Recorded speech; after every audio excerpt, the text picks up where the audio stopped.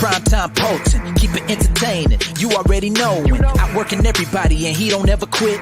Talking about plenty comics like Graveyard Shift, Sea Dogs, Viking Wolf, U.S. Assassin, doing just what he loves. This is his passion. Bring more value to your dollar. No, I'm not frontin'. That's how just a writer became a moral compass. This is primetime Poulton. This is primetime Poulton. Let's go.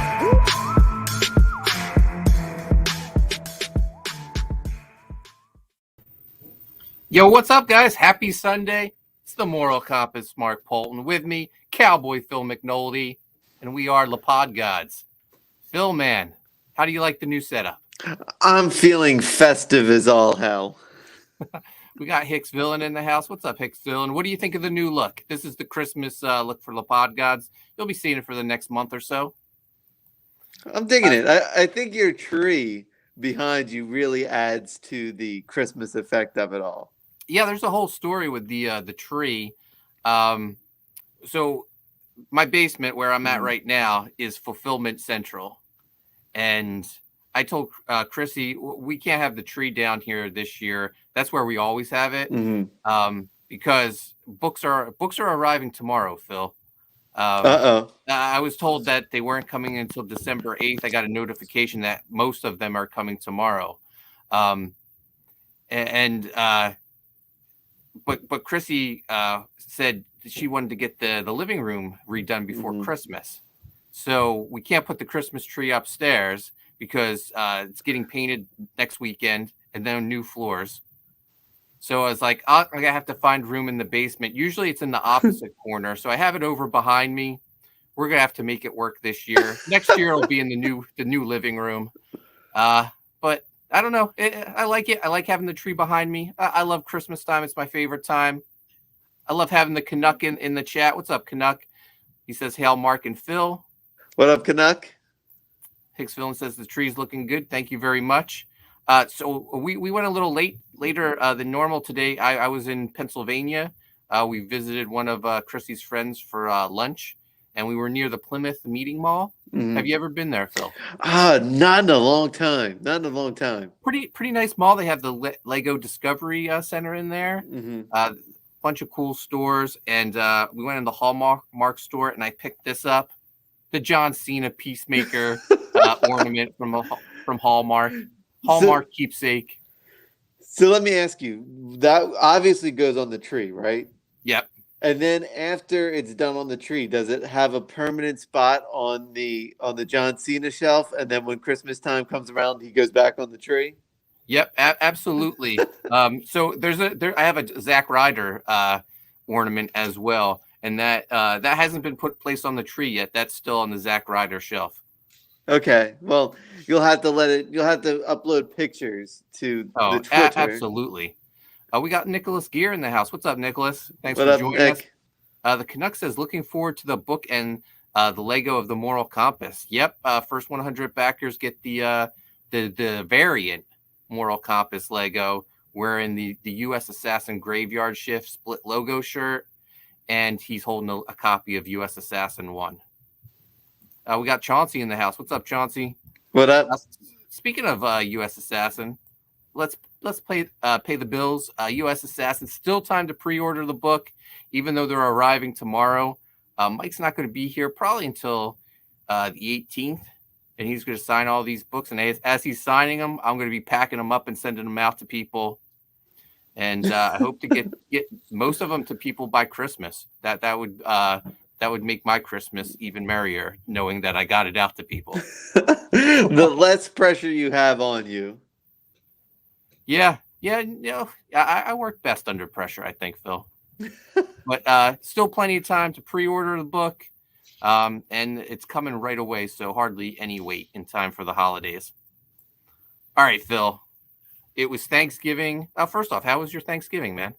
Well, I had COVID. Had being the operative word. I got my one test back negative. I had a home test that came back negative, and I'm waiting on my results from the rapid test I took earlier today. So it was just a nice little stay at the apartment sort of Thanksgiving. It was nice. Yeah, well, you look good for having COVID. I made my own turkey made my own turkey for the first time ever. All I did was get like this turkey with like it was just the breast, no wings, no legs or anything. Just put it in the crock pot.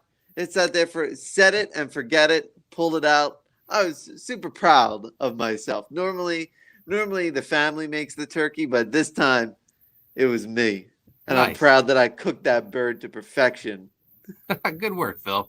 What You're about a you, regular Mark? Renaissance man. You can do it all. Draw, podcast. I'm trying. I'm trying to make it in this thing we call life. Robert Frank wants to know, what book am I doing after Black Owl? So after Black Owl, I'm doing a graphic novel called Loose Threads. It's what happens to comic book characters after their series has been canceled. I came up with that idea after being fired from Hawkman back in 2012. All the artwork for the book is done. We just need 20 more pages colored. So I expect a little wait time for that as well, turning it around. Hicks Villain says, you should have deep fried the turkey in the apartment. No, listen, my neighbor once deep fried a turkey and it went badly for that man. So I will never deep fry a turkey. Too dangerous. All right. You ready to get into some pro wrestling? Let's get into it. So Impact Wrestling had a holiday special, Wrestle House 2. The original Wrestle House, you and I raved about it. That's when half the roster got transported to a vacation house in Chattanooga, I think. Yep. And they had to work out their differences, and it ended with Johnny Bravo being shot.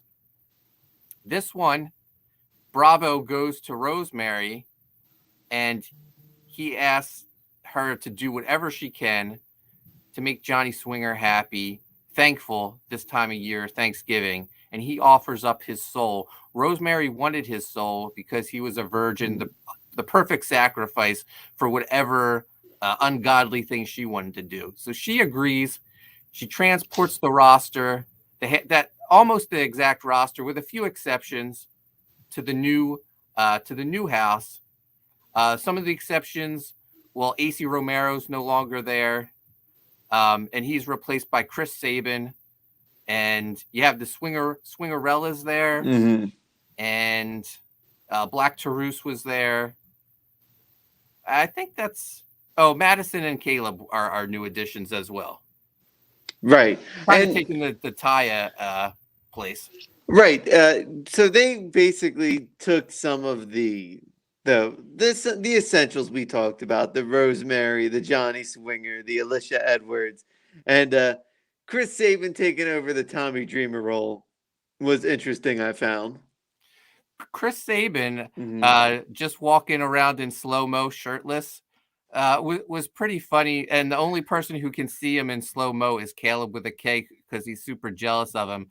I loved his first entrance with Riley, Swingerella number 2, and Jessica Havoc like drooling over Sabin. I wish there was more interaction between Havoc and Sabin, because I thought Havoc was really funny in the little time she got, and I loved her thicker treat T-shirt that she was wearing. Right. Yeah. No, I think they did a good job with the players this time. I know we were wondering if they were going to do that. So we thought maybe Diener would be there, maybe Jake something. And I think they kept it true to anyone who's in that lower mid card. They sort of kept it to. So everyone who sort of jumped out and progressed, they ultimately did not come back. Yeah. We got Phil Diaz in the chat. What's up, Phil? Thanks for joining us. Nicholas Gear says, danger is not in a Cowboys vocabulary. Deep fry that turkey, Phil. Eddie Winkler's joining us as well. What's up, Eddie? So nothing they do can make Swinger happy. They decide to bring in one of his old friends from the old territory days, Downtown Daddy Brown, played by Willie Mack. If you remember last year, they did a throwback episode where they did like basically territory wrestling. Eddie Edwards was like Cowboy someone, and they did all old time gimmicks. Well, Willie Mack was downtown Daddy Brown, and he was a coal miner from whatever city they were going live from. So they bring him in, and he's like aged now with gray beard, and he and Swinger's not happy to see him, and downtown Daddy Brown wants to kill him because Swinger apparently slept with his daughter. Hey, his stepdaughter, first of all, and her name was Cinnamon. My apologies to Cinnamon. Johnny Sweet. So I was a little bit hesitant about Wrestle House 2 because I didn't think it was going to capture the same magic. I can officially say I was dead wrong, because anytime you got Johnny Swinger in there, he is going to make every segment work. And I'm just glad that they didn't even try to hide it. They said, all right, Swinger is the star of this, and we're just going to follow his lead, which is good. Absolutely. Good job by Impact. Yeah, no, we've been raving about Swinger. Friend of the show, appeared on the show, our Christmas episode last year. So we love Johnny Swinger at La Pod Gods. So that didn't work, having downtown Daddy Brown there. One of the sub stories was Caleb with a K was sort of interested in Riley, Swingerella number 2, who I think she was like maybe the breakout star of this Wrestle House. I think it was, you know what? I remember when I first started, I said, are these the Swingerellas? And then I thought to myself, well, damn, let's see how they're going to be. And they were actually pretty entertaining. Do you think Riley is going to wrestle? Like, there's a lot of chatter on the Impact forums about Riley. A lot of the fan base likes her. I think both of those are indie wrestler talents. I know Swingerella 1. I've actually seen at an indie show before. So I wouldn't be surprised if they hop in the ring. Yeah. So a lot of the cast members, they want to go home because it's Thanksgiving time. Rosemary makes a deal with Alicia Edwards and brings Eddie Edwards to the house so she can have her husband there, because there's some matches. Whenever they get in an argument, Chris Sabin yells, "I love this match," and we go to the ring, and we'll go over some of the matches right now. First up, we have Chris Sabin versus Caleb with a K. This is over Sabin refusing to wear a shirt because Caleb is, feeling inadequate around Sabin. The women are drooling over him. So they have to wrestle. Obviously, Sabin with the easy victory. We already mentioned Downtown Daddy Brown and Swinger. They got to mix it up. And Downtown Daddy Brown gets the victory. Hurts his hip in the process, though. Why is it? So we talked about what Willie Mack. We were saying, we were really impressed with his in-ring work. We never could really get behind his character, whatnot. Where has Willie Mack been hiding this the entire time? I love funny Willie Mack. I don't need the oaf with the comb stuck in his head trying to dance with Rich Swann being second fiddle. I need funny ass kicker Willie Mack, and I think this should be a catalyst for his own push, sort of like we saw with the original Wrestle House, where Jake Something got his push because his personality came through. Yeah, last Wrestle House, the Deaners showed a lot of personality. Triple XL showed a lot of personality. So, this could be an opportunity for Willie Mack to, try, break out a new character, or at least some new characteristics for his existing character. I think the one thing we've seen with Impact is that you can reinvent yourself really quickly and then start making a name for yourself out into the other promotions. Yeah. Next up, the tag team match. That's when they brought Eddie Edwards in to even up the sides. So Rosemary's team is the team that wants to stay at the house, and that's Rosemary, Havoc, Crazy Steve, Black Taurus, basically Decay, with Chris Sabin against the team that wants to leave the house, and that's Madison Rain, Caleb with a K, Hernandez, Alicia Edwards, and Eddie Edwards. And surprisingly, I thought Eddie was going to come in to save the day, but not when the stake is to leave the house. So they take the L, and they're stuck in the house. they can't get on the same page. They can't figure out how to make Swinger happy. And then two of the people who, were really adamant about leaving decide to work together and figure out a way to make Swinger happy. And that's Madison Rayne and Alicia Edwards. And they brought in someone to convince Swinger, what basically would make him happy. And that was, they brought in the Demon, who they told him was Gene Simmons. So Swinger was awesome in every segment. And I love the fact that the Demon was so articulate and so like, well, maybe you can. And he's like, no, they're trying to pass you off. It's not Gene Simmons. We knew that Swinger had this in him. It was great. I thought from the original Rat from Christmas Past was hilarious. It was almost like a Christmas story type of thing that they did with Swinger this week.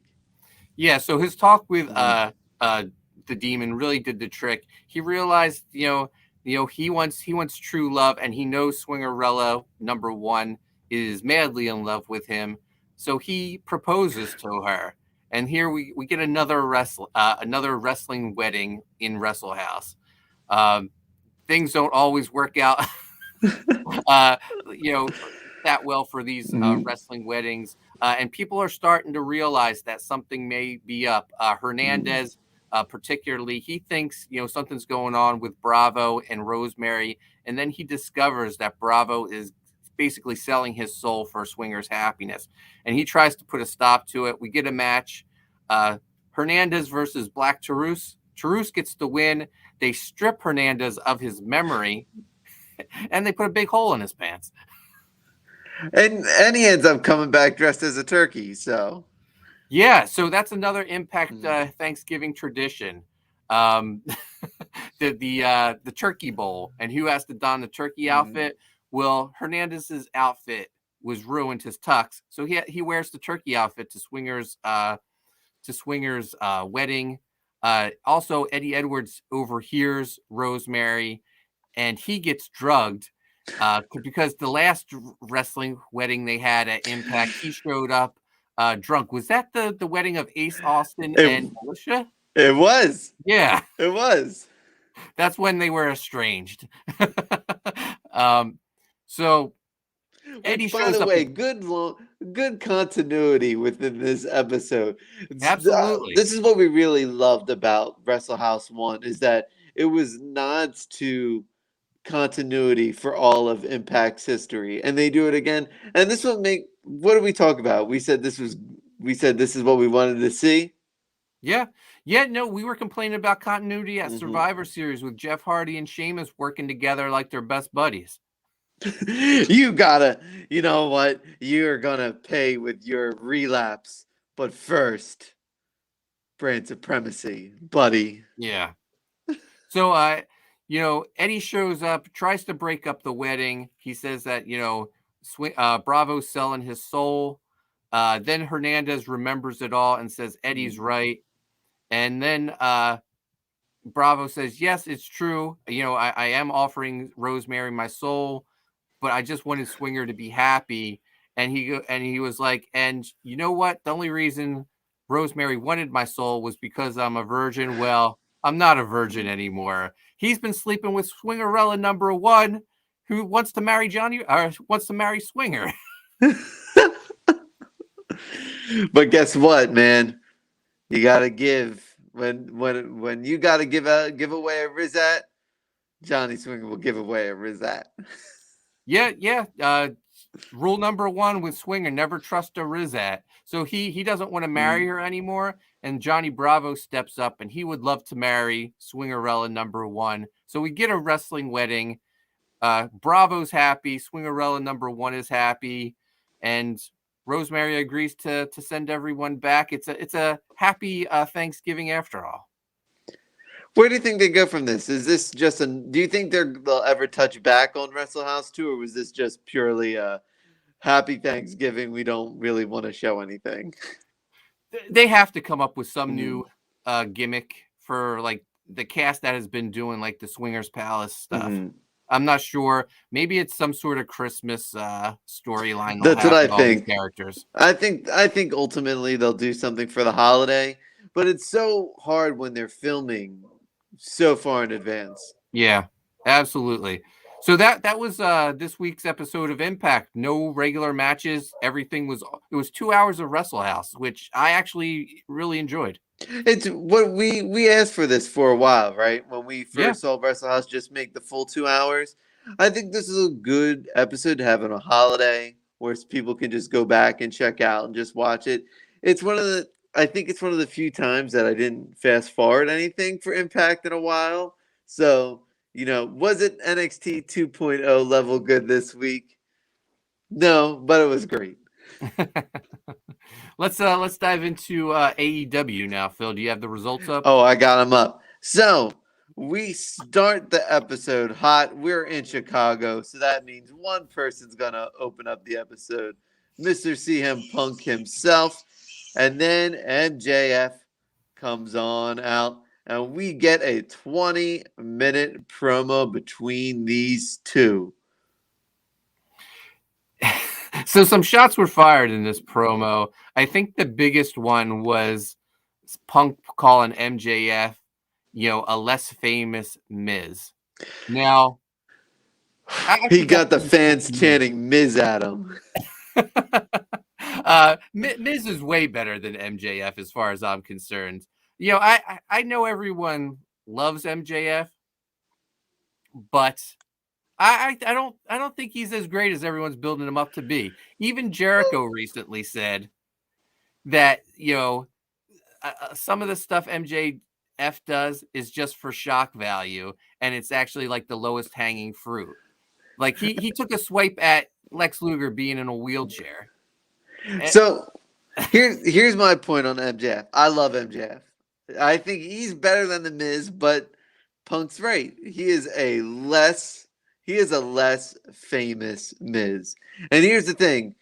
We before we got on here, I started to allude to it, but for all the listeners, MJF is great on the microphone, but he is not CM Punk level on the microphone. Like, I always used to say, man, MJF is probably the best talker in the game. And then you saw those low hanging fruit shots, those sort of, oh, gotcha, get the crowd to go, oh, but CM Punk just annihilated him back. Like, and MJF sort of sounded PG in himself when he was going PG Punk and Punky. It just wasn't hitting as much as Punk was just hitting on all layers. When he said, you keep talking about the 4 pillars, but you don't even know that Britt Baker has passed you by. Like, he just really hit him with some really good stuff. Yeah, no, I'll take the Miz any day over MJF. Like MJF, he's not his backup's better than him. Sean Spears is better in the ring. Wardlow's more over than him as far as charisma. I think MJF, he's a future world champion. I think it was more credible because he's really good. He's really, really good in the ring. His matches feel special. He's booked really well. Absolutely. But, man, there was just so much in this promo that Punk spoke the truth of, that this was really made you question. Now, does CM Punk put MJF over, or do you think he continues his undefeated streak against MJF? I don't know. Like, you almost feel like the direction, the trajectory MJF is going. Mm-hmm. He's going to be world champion at some point. Mm-hmm. I think a loss hurts him more than it hurts Punk. I agree. Yeah. But I think they're going to put Punk over. I think ultimately it's going to lead to Danielson, and it could lead to, Punk could lose if Danielson will lose, which I assume he'll lose to Page. Yeah. But then those two can feud with each other. I think that's the next logical step. But if Punk goes over MJF, then where does MJF go? He's basically back down the ladder again. So Yeah. I honestly think Punk probably puts him over. Hicks Villain says MJF does need to up his promo game. He rehashed most of the Kingston promos with Punk. We got Leandro in the house. Hail to the La Pod gods. Thank you, Leandro. So MJF, like everyone says how great he is for always staying in character, especially at meet and greets. Don't you think that's just like you're going to tell a kid to F off just because you're in character? So Jericho writes in his books. He wrote that he was a bad guy. He was the short hair, suit and tie, and he said he was in an elevator and he was a father and son, and the son wanted an autograph, and Jericho just ignored him. And he's like, you know what, my son like effing loves you, and now you just ruined this. He walked away, and Jericho said he still feels bad to that moment. Even in his book, it says, if this is you, please contact me and I will make it up to you. Right? He talks about how staying in character is not worth it. And that he learned that from Flair when he said, that's going to be the highlight of somebody's life. Meeting you is could be the highlight of somebody's life. Let them have that moment.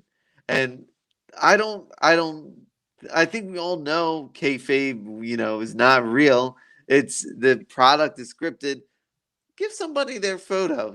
I just think I'm not with that type of old school mentality thinking. So I don't think there's any praise should be given to MJF because of it. A great segment. I just don't think he's as innovative as everyone.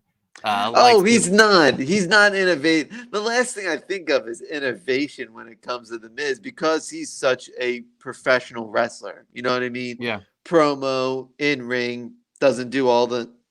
Basically Miz smaller Randy almost Orton. Got Daniel Bryan to hit him for real on Talking Smack. That is right. Right. If you can make the nicest man in wrestling snap.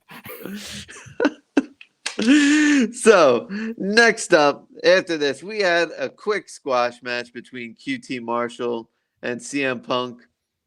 Good showing for QT Marshall. Even the announcers were saying, there's you can say so much about ring rust, but he should have taken care of QT a lot quicker than he did. So next up, we get Gun Club versus Bear Country, and man, is Billy Gunn in the best shape of anybody on the roster? Absolutely. Before we get to that, though, Mike McMahon says this isn't WWE, so Punk will probably do the honors of putting him over. Eddie Winkler says, I think Punk will be beaten, but then Punk wins because Wardlow stabs MJF in the back. Punk wins by DQ. And then the Canuck. I met Chris Jericho back when he was in Stampede Wrestling back in the 90s in Winnipeg, Manitoba. Yeah. Manitoba. Wow. Incredible. Billy Gunn looks great. It's a shame he has to work with his two sons. But him and Colton are undefeated, man. Yeah. Austin Gunn getting a little trouble this week. Some old tweets surfaced of him using the N-word. He's apologized for that, though. So hopefully it blows over. I think it will. I think everyone knows Austin Gunn is like one of the most liked people in wrestling. Like I always think he's annoying, but apparently like everybody loves him and doesn't have a bad word to say about him. So I think that will blow by quickly. But Big Swell wasn't too happy with him. No, not at all.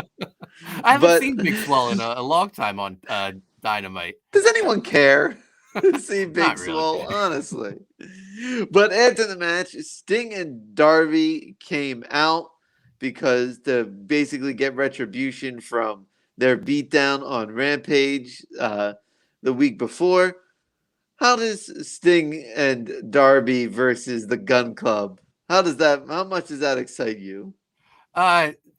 Not that well. Anytime we get to see Sting is awesome, but oh my God, Darby Allin just becoming a human missile and taking out Austin Gunn was incredible. So, do you feel like this is a downgrade for Sting and Darby, or do you think it's sort of just like they got nothing for him, but they want to keep him relevant? Yeah, it's just a placeholder until they can find basically a better better program for him. I think we're getting to the point where this is what we talked about earlier when they had all those signings, when they signed Cole and Danielson and Punk. Where does everyone fall? Where do these guys who would be in higher spots fall? I think this is just, Danielson is having a really good storyline right now. We'll get to that in a moment. Cole now has Bobby Fish, and now that's an interesting storyline. So it's really interesting to see how just Darby continues to be on television, which is good on him. Hicks Villain says Billy Gunn never had to apologize for a certain segment. Why should his dumb kids? And when we're talking about the Nation segment, where they all don blackface, which they cut off from Peacock. That's Yeah. not on, which is totally ridiculous. Bullet Ninja says, imagine being 17 and saying crazy stuff and people holding you to that almost 10 years later. Yeah. It's a crazy world we live in. Johnny Cage says, I hope this tag match is the end of it. Mike McMahon says that team up needs to move on. Need to see Darby stab Sting in the back to start a feud. What do you think? Would you want to see Darby versus Sting? Darby, that would make Darby heel. I don't think it'll happen. I think there's a better chance that Sting goes heel and Darby stays face. He was teaming up a lot with Moxley and Kingston when they were starting to turn heel. That could be the new Wolf Pack. Eddie says Sting needs to not wrestle. Sorry, Mark. Yeah, I just love seeing Sting. I don't mind him wrestling in these matches where they're just quick and, he's not in that much danger. I think he took off his shirt last time he wrestled too. Yeah, you know what? I don't mind the Sting Darby team up. It is like a father. He seems more like a father than Billy Gunn does to Colton Gunn. No, you're right. What do we got? We got Bullet says, can we get Joker Sting back? I love Joker That's Sting. why I'd rather have Sting turn heel. That was the Bullet Ninja. That was what hit my mind. That's why I wanted to say it. Eddie says, I want to see Sting pin a rocking chair with his butt forever. Mike says, don't besmirch the Stinger. He's a little stinger like me. Leandro says, Sting going heel most likely than Darby. Mm-hmm.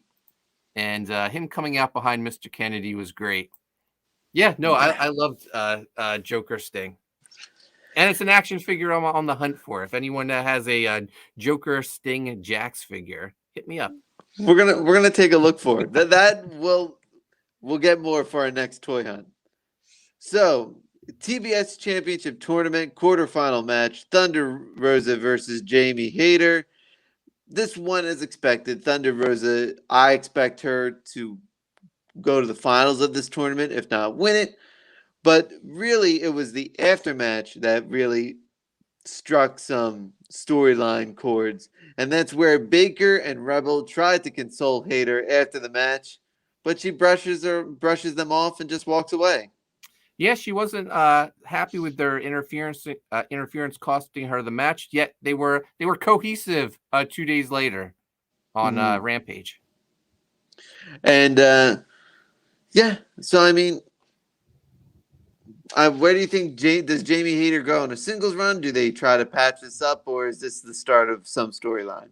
Honestly, Britt and Rebel, they don't need her. Like I think Britt and Rebel are the best package. Adding Jamie Hayter to the mix, I don't really think was necessary. Mm-hmm. I agree. I think also I don't know what can I talk a little bit about Britt Baker? Please do. So Britt Baker gets told in this episode that because Riho wasn't eliminated from the Battle Royal, she gets a match on Friday with Britt Baker, in which ultimately Riho pins Baker. On a scale of 1 to 10, was it 10 being the biggest mistake or 1 being a just big mistake? Riho is terrible. Right. I can't. I know probably Kenny Omega's the one who decided to make her their first champion. Mm. No, no one is into Riho. Mm-mm. I don't know. It's not believable when she's in the ring. It's almost, it feels very Kenny Omega Christian-ish feel. There's something special when the champ dominates and doesn't get pinned. I don't care if it's by hook or by crook or distraction or interference or whatnot. Seeing Christian beat Omega to me took away the actual moment of when Hangman beat Kenny. Didn't that sort of feel like it took a little bit of the moment away? Yeah, no, absolutely. And I think that whoever defeats Britt Baker is going to sort of lose some of what Hangman lost, because I don't want to see Riho pin the champion. Eddie Winkler says, I'm loving Thunder Rosa's taco vlog. That sounds really inappropriate, Eddie. Hey, get a we know great that personal look at the wrestlers, AEW employees. no one has a better box than Eddie, so I think it's game recognizing game. Absolutely. Hicks Villain says Hater is still stuck with Baker like Wardlow, or will stick with Baker like Wardlow does with MJF. Mike McMahon says that Joker Sting figure is like $200 to $300 on eBay. Yeah, that was released during the dying days of the Jax Impact deal for figures. Mm-hmm. Eddie says she's not as bad as Sting. Who's he referring to? Riho? Oh, come on, Eddie. I don't know. Eddie's looking for a timeout. Bullet Ninja. Remember that one-legged wrestler, Zach Gallen? Yeah, absolutely. He's still wrestling on the indies. Rio is the Marco Stunt of the women's division. Speaking of Marco Stunt, what has happened to him? He's not even part of like Lucha Express. Like it's Lucha Express is now Christian, Luchasaurus and Jungle Boy. Thank God. It was about time Marco Stunt got away from our television. Johnny, why would you bring his name up? Just when I forgot about him.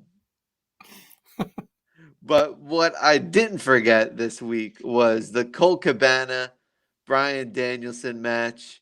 Hangman Page confronting him at the end. What a segment.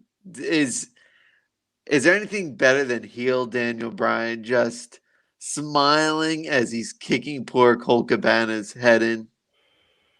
Yeah, no, I was really surprised when he turned heel, but I'm absolutely loving it. And him taking out Dark Order one by one is great leading up to his match with Hangman.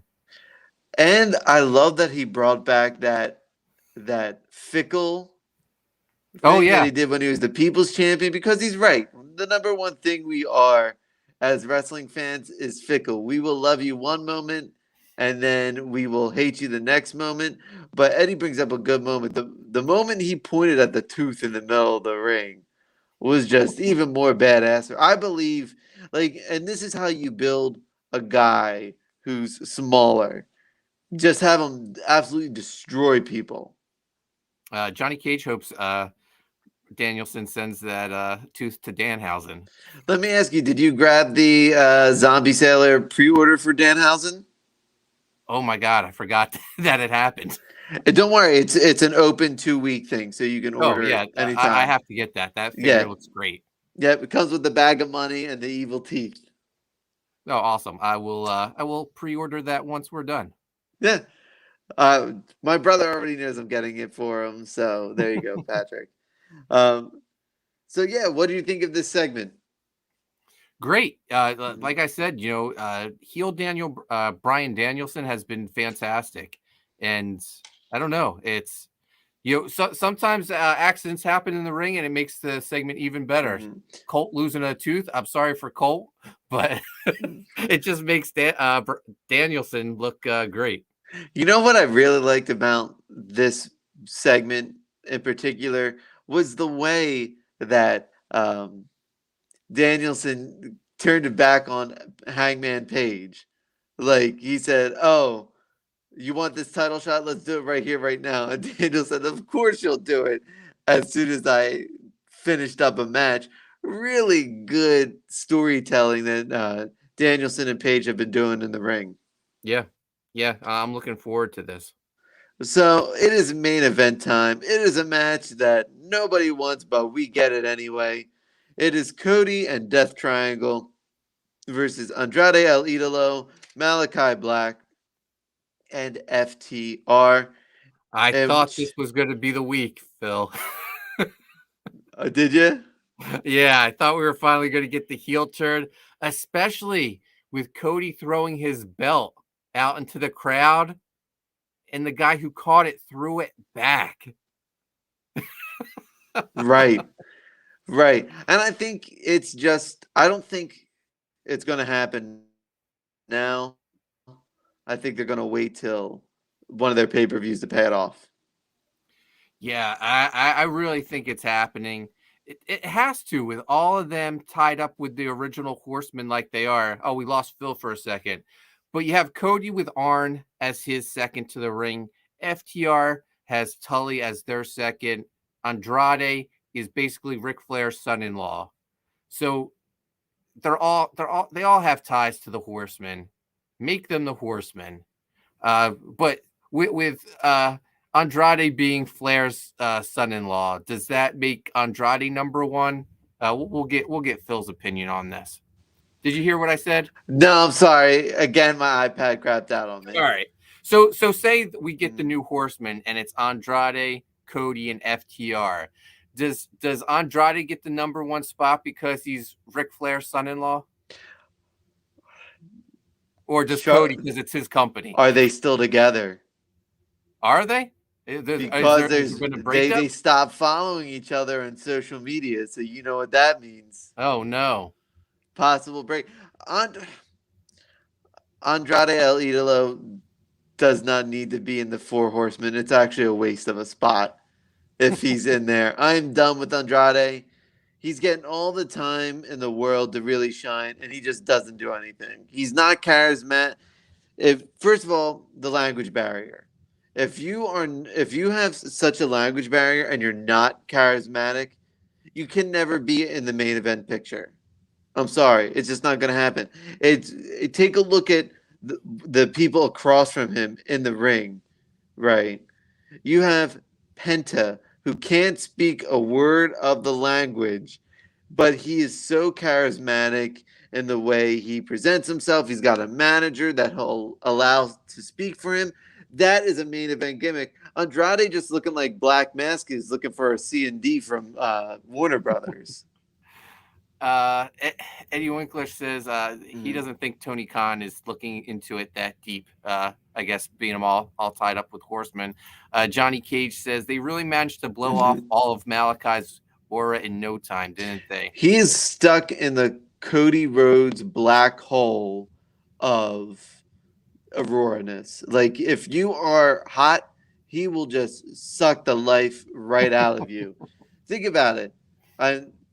Brody Lee, right? Even though he lost his match in his final match, he lost the championship match.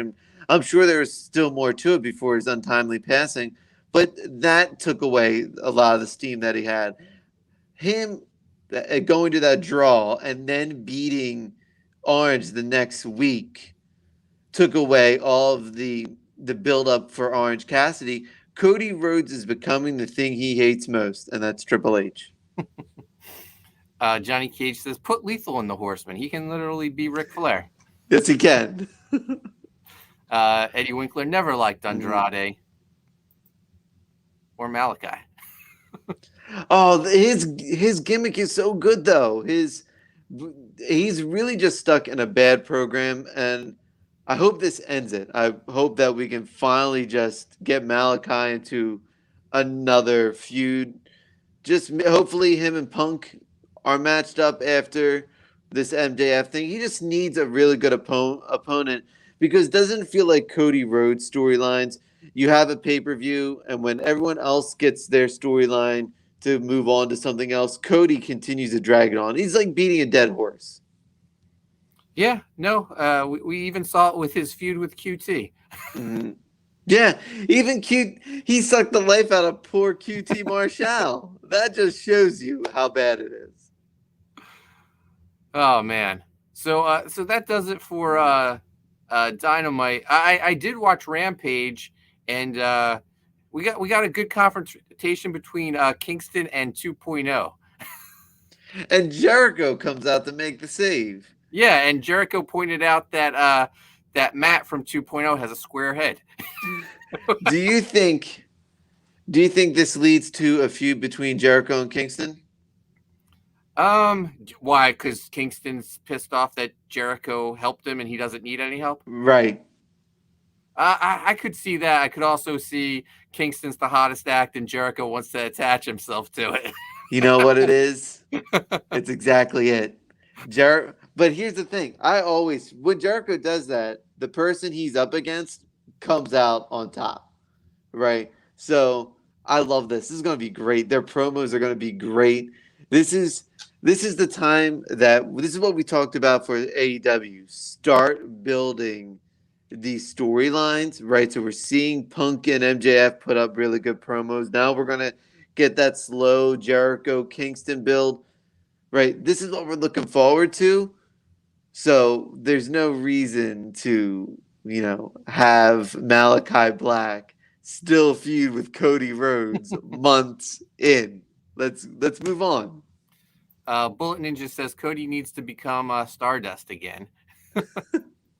Eddie Winkler says Punk is a mouth and needs to feud with another mouth. Malachi is not a mouth. Leandro says Andrade is good, needs a better storyline, and as big Jay Lethal fan, I still feel Lethal should start with a good, strong debut with a fun storyline worthy of lifting the young talents. And Johnny Cage says, can Jericho please just go tour with Fozzy? No, he can't. He has to continue to entertain me weekly. And I got all the Fozzy music on my phone anyway, so. Yeah. you can take him wherever you go, Phil. Exactly right. So another great week of wrestling. Mhm. We have NXT and Raw coming up. Phil, I read that WWE sent a survey out to their mailing list asking their thoughts on NXT 2.0. I would tell them keep doing episodes like last week's episode because it renewed my faith in WWE. You know, Phil, if you don't mind talking for a bit, I'm going to see if I can find the survey, and I'm going to ask you the questions if you have the time. Yeah, sounds All good. right. Let's keep going. All right. So if you don't know, every Wednesday is now our NXT 2.0 and Monday Night Raw recaps. SmackDown is pretty good, so we don't feel the need to cover it. But Raw is just atrocious, and NXT 2.0 has really become our baby, something that we really actually enjoy watching every week. And we've been given our own opinions on it. And I think Bruce Pritchard has been watching our show, and thank you, Eddie. I purposely did. But yeah, no, thoroughly enjoyed last week's NXT 2.0, so I'm ready for these survey questions. All right, Phil, I'm going to ask you the questions. You Okay. give me honest answers. You got it. This show has many unique and exciting characters. Is it on the scale?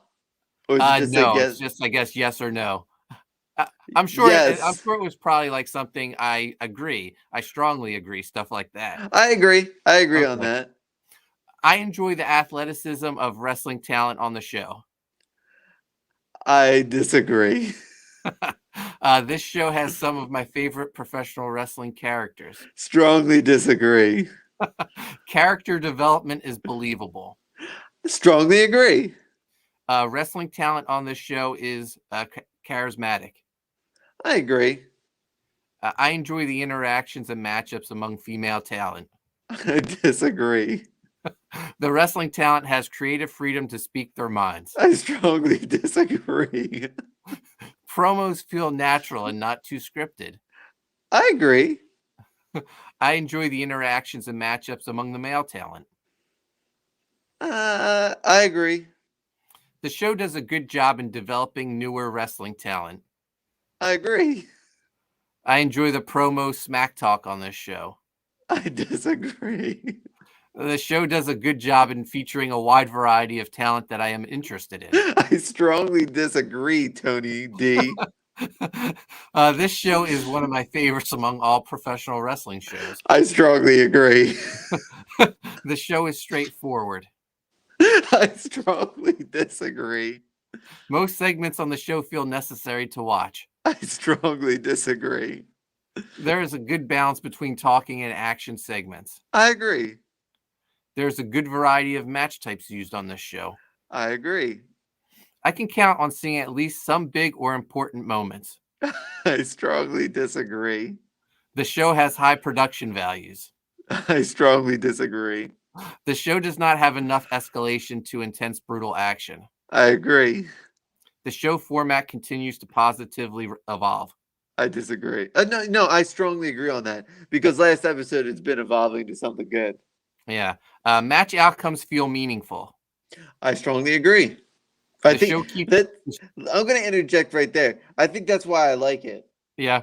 I think the winners who win move on to bigger things. The losers who lose fall backwards and have to build themselves back up, just like an actual legit wrestling company. I like the way it's booked. All right, we're almost done this. Match outcomes feel meaningful. I agree. The show keeps up with the latest technology. I strongly disagree. The show has the right amount of aggressiveness, violence. I agree. Storylines are consistently engaging. I agree. Storylines keep me guessing in a good way. I disagree. Oh, that last segment. Well, you know what? Hold on. I agree on that one. There's always something fresh and exciting. I strongly agree. They're always throwing something against the wall. I love it. I love the fact that it is this. It's sometimes like watching car crash compilations and fail videos at the same time, and that's why I enjoy it so much. If it doesn't work, you're getting released the next week. Listen, this is high. Now it's like high stakes poker as well. Listen, NXT 2.0 is purely enjoyable for 2 hours because it is so bad it's good. Yeah. The show offers an amount of humor that appeals to me. I think it's unintentional. I strongly agree. I enjoy the commentary on this show. I agree. I think Beth Phoenix and Wade Barrett are an excellent 2/3 of a 3-man booth. You know, I read right before COVID happened, they were in talks with bringing Maven back to be a commentator on NXT. I like that. Oh yeah, he's a good personality. Yeah. I share content or talk about this show with my friends or other fans. Absolutely, we do. The Pod God says I strongly agree. And final question: rivalries and matchups on this show are consistently entertaining. I strongly agree. Yeah, I am so excited for War Games. You don't know how excited I am for it. And everyone, Eddie was answering along with us. So there you have it. WWF, they want to make this show better. So hats off to them. Hey, keep doing what you're doing from last week's episode. We shall see. I'm a bit nervous. This is one of the first Tuesdays I'm really nervous. Yeah, and we're totally wrong about War Games. It's its own pay-per-view. It's not going to be just a regular episode. So that's awesome. Right. They did. I'm looking forward to, having my War Games party and post show podcast. Yeah. Hicksville says, Maven, what about Raven? They should bring Raven in to do some writing for the show. What about me? What about Raven? What about Phil McNulty? Where can we find you on the internet, Phil? You can find me on Instagram and Twitter at AnimatedPhil. You can find my Etsy shop. Thank you for all those who've been supporting me through the Etsy shop. Sales have been going up. Thank you, holiday season. And it's helping me get my computer back up and running, so it's much appreciated. And you can find me on Twitter and Instagram at Coney Waves. Make sure you subscribe to Primetime Poulton. Hit the notifications. Go check out US Assassin 3 if you haven't. Books start arriving tomorrow. And go sign up for Black Owl Book 1. I'm going to launch it in February on Indiegogo. Everyone in the chat, thanks so much for joining us. You make this so much fun. And Phil and I will be back Wednesday to talk NXT and Raw. I'm moving on Wednesday, so okay. It may have to be later in the week. Maybe a Friday night. There you have it, guys. We'll be back maybe Friday night. Stay tuned. All right. Thanks for watching, guys.